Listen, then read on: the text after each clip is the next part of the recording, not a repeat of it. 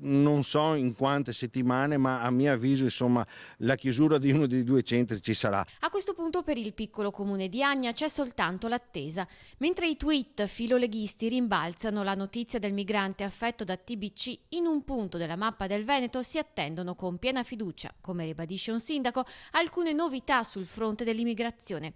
Prima fra tutte la prossima chiusura di uno dei due centri di accoglienza che nei momenti di massimo fulgore hanno accolto oltre 2000 persone in pessime condizioni.